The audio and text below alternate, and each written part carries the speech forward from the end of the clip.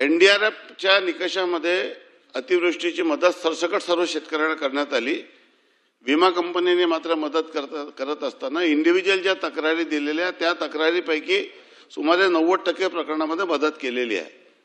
सन्मान्य सदस्यांची चर्चा केल्यानंतर ही बाब लक्षात आली की त्यांचं असं म्हणणं आहे की एनडीआरएफच्या निकषामध्ये जेव्हा आपण सरसकट मदत केली तर मग पीक विमा योजनेमध्ये देखील सरसकट मदत करणे क्रमप्राप्त होते, परंतु शेतकऱ्यांच्या ज्या तक्रारी होत्या त्या मात्र मर्यादित होत्या।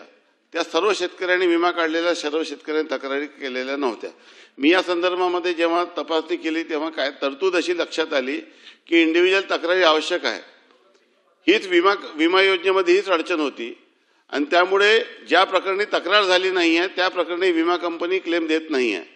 या संदर्भामध्ये सन्मान्य सदस्यांनी केलेल्या विनंतीनुसार जिल्हाधिकाऱ्यांना परत एक क्लेम सेटल करण्यासाठी निर्देश शासन स्तरावरून देण्यात येईल आणि त्या सर्व शेतकऱ्यांना या पीक विमा योजनेची मदत कशा पद्धतीने देण्यात येईल त्यासाठी प्रयत्न करण्यात येईल। बोला राहुलजी, बोला।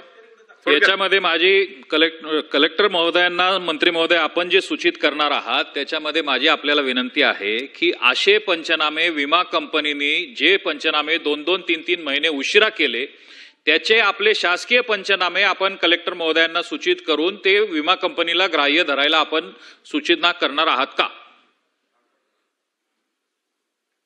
शेतकऱ्यांनी ज्या प्रकारे तक्रारी दिलेल्या आहेत त्या सर्व तक्रारी निकाली काढण्यात येईल। मुद्दा असा आहे की ज्या प्रकरणी इंडिव्हिज्युअल तक्रारी नाही आहे त्या प्रकरणी एनडीआरएफच्या निकषानुसार सरसकट मदत करता येईल का, तर तशी तरतूद नियमात दिसत नाही आहे। परंतु जिल्हाधिकाऱ्यांनी या प्रकरणी मिड क्रॉपमध्ये तशा पद्धतीची ऑर्डर काढणं अपेक्षित होतं, परंतु ते या केसमध्ये झालेलं नाही आहे। तरी या संदर्भामध्ये हे सदर प्रकरण जिल्हाधिकारीकडे परत पाठवण्यात येईल आणि जर काही या संदर्भामध्ये अडचणी निर्माण झाल्या तर सभागृहाची वेळ लक्षवेधी संपेपर्यंत वाढवण्यात येत आहे। त्यांची चर्चा करून सदर प्रकरणी बैठक लावून योग्य ती मदत करण्यात येईल।